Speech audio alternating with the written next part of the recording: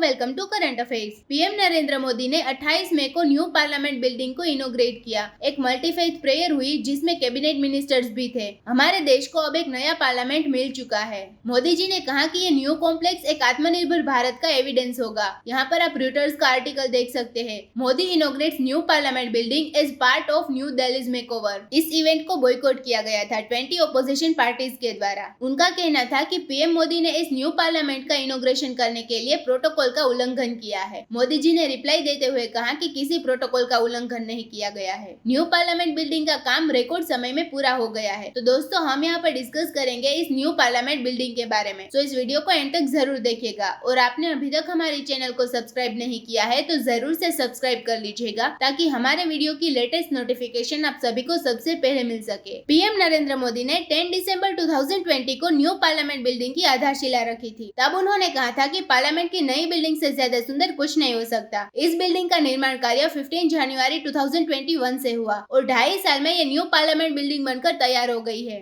Central Vista project के तहत बना ये पार्लियामेंट बिल्डिंग 21वीं सदी के भारत की जरूरतों को देखते हुए तैयार किया गया है। सेंट्रल विस्टा प्रोजेक्ट के तहत राष्ट्रपति भवन से इंडिया गेट तक 3 किलोमीटर की सड़क को रिन्यू करने, एक जनरल सेंट्रल सेक्रेटेरिएट का निर्माण करने, प्राइम मिनिस्टर का नया ऑफिस, नया आवास और एक नया वाइस प्रेसिडेंट एनक्लेव जैसे प्रोजेक्ट शामिल है। सेंट्रल विस्टा प्रोजेक्ट की एक्सपेक्टेड कॉस्ट 20,000 करोड़ रुपीस की है। इस प्रोजेक्ट को 2024 तक पूरा करने का लक्ष्य रखा गया है और इसी के तहत ये न्यू पार्लियामेंट बिल्डिंग का बिल्टअप एरिया 65,000 स्क्वायर मीटर है। ये पुरानी बिल्डिंग से 17,000 स्क्वायर मीटर बड़ा है। इस न्यू पार्लियामेंट बिल्डिंग को बनाने में लगभग 970 करोड़ रुपीस खर्च हुए। इस न्यू पार्लियामेंट बिल्डिंग की खास बात यह है इसका ट्रायंगुलर डिजाइन, जिससे बेहतर स्पेस मैनेजमेंट के हिसाब से बनाया गया है। इस बिल्डिंग का design HCP design planning and management private limited ने तैयार किया है। वहीं Tata projects limited new parliament building का निर्माण कर रही है। इसके आर्किटेक्ट बिमल पटेल है और ये बिल्डिंग 4 मंजिला है। न्यू पार्लियामेंट बिल्डिंग में टोटल 6 एंट्री गेट है। इसमें एक एंट्रेंस प्राइम मिनिस्टर और प्रेसिडेंट के लिए होगा, एक एंट्रेंस लोकसभा के स्पीकर के लिए, एक राज्यसभा के चेयरपर्सन और एक सांसदों के लिए होगा और बाकी के 2 एंट्रेंस पब्लिक के लिए होंगे। नए पार्लियामेंट में सिटिंग एरिया को बढ़ाया गया है। पुराने पार्लियामेंट बिल्डिंग की तुलना में इस नए पार्लियामेंट में टोटल सीटिंग कैपेसिटी 150वीं सदी से भी अधिक होगी। 3015 स्क्वायर मीटर एरिया में बने लोकसभा चैम्बर में 888 सीट्स है,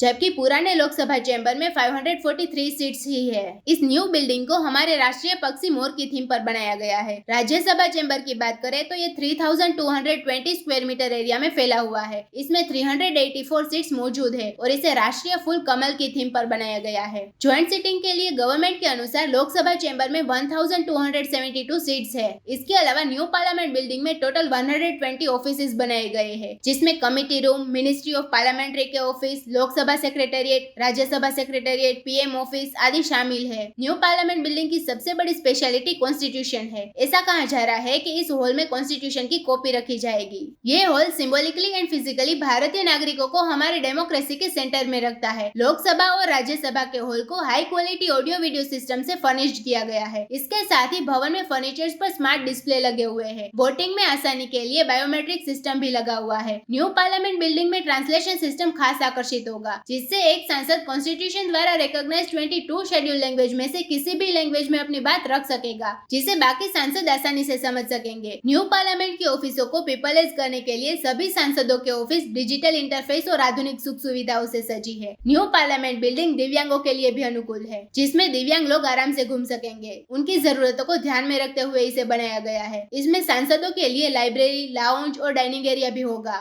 इसमें पार्किंग भी मॉडर्न टेक्नोलॉजी आधारित है। इस न्यू पार्लियामेंट बिल्डिंग में इको फ्रेंडली ग्रीन कंस्ट्रक्शन के जरिए 30% पावर कंजप्शन को रिड्यूस किया जा सकेगा। इसका निर्माण 150 सालों की जरूरतों को पूरा करने के हिसाब से किया गया है। इसमें एनवायरमेंटल प्रोटेक्शन को ध्यान में रखा गया है। तो मॉडर्निटी के साथ भारत की विरासतों का संगम भी है। भारतीय कला और परंपराओं के साथ ही ये भवन सुरक्षा के लिहाज से भी काफी मजबूत है। माना जा रहा है कि ये न्यू पार्लियामेंट बिल्डिंग भव्यता के साथ ही कॉलोनियल टाइम के मॉन्यूमेंट्स को टक्कर देने वाली स्थापत्य कला का एक ग्रैंड एग्जाम्पल बनकर रह जाएगा। Indian constitution and India's heritage को दर्शाने वाली आर्टिफैक्ट को प्रदर्शित करने के लिए एक कॉन्स्टिट्यूशन हॉल एंड गैलरी भी बनाई गई है, जिसमें भारत की लोकतांत्रिक विरासत की झलक दिखाई देगी। अब आपको क्वेश्चन होगा कि ये न्यू पार्लियामेंट बिल्डिंग की आवश्यकता क्यों पड़ गई। मौजूदा संसद भवन ब्रिटिश दौर में बना था, जो लगभग 100 साल पुराना है। इसका शिलान्यास 12 फरवरी 1921 को किया गया था। उस वक्त इस पुरानी बिल्डिंग के निर्माण में करीब 6 साल का समय लग गया था और इसके निर्माण में 83 लाख रुपीस खर्च हुए थे। तब इस इस बिल्डिंग का उद्घाटन भारत के गवर्नर जनरल लॉर्ड इरविन द्वारा 18 जनवरी 1927 को किया गया था। ये कॉलोनियल रूल की हार का विटनेस बना, तो कई हिस्टोरिकल इवेंट्स को इसने अपने सामने घटते देखा। इसने इंडियन फ्रीडम स्ट्रगल के बाद स्वतंत्र भारत की पहली सांसद के तौर पर काम किया और भारत के कॉन्स्टिट्यूशन को अपनाने का साक्षी बना। इस मौजूदा पार्लियामेंट बिल्डिंग में आज के सीटिंग अरेंजमेंट ठीक नहीं है। दूसरी लाइन के आगे कोई डेस्क नहीं है। सेंट्रल हॉल में केवल 440 लोगों की बैठने की क्षमता है। जब दोनों सदनों की संयुक्त बैठक होती है तब अधिक स्पेस की आवश्यकता महसूस की गई। मौजूदा पार्लियामेंट बिल्डिंग को बनाते वक्त वाटर सप्लाई लाइन्स, सुअर lines, air conditioning, fire fighting, CCTV, audio video system जैसी सेवाएं नहीं लगाई गई थी। उसे बाद में लगाया गया है, जिसकी वजह से बिल्डिंग का पूरा डिजाइन खराब हो रहा है। इस बिल्डिंग में फायर सेफ्टी भी एक चिंता का विषय है, क्योंकि बिल्डिंग को आज के फायर नॉर्म्स के अनुसार डिजाइन नहीं किया गया है। कई नए इलेक्ट्रिक केबल लगाए गए हैं जो फायर का संभावित खतरा हो सकता है। ये मौजूदा पार्लियामेंट बिल्डिंग जब बनाया गया था तब दिल्ली सेस्मिक जोन 2 में था। आज दिल्ली सेस्मिक जोन 4 में है। स्पेस, फैसिलिटीज और टेक्नोलॉजी के हिसाब से ये ओल्ड बिल्डिंग वर्तमान जरूरतों को पूरा करने में सक्षम नहीं है। इसमें अधिक मांग को पूरा करने के लिए 1956 में 2 मंजिलों को जोड़ा गया, लेकिन जगह की कमी और पार्लियामेंट के बढ़ते काम के कारण एक न्यू बिल्डिंग के निर्माण की जरूरत महसूस की गई। तो इस वजह से न्यू पार्लियामेंट बिल्डिंग का निर्माण किया गया।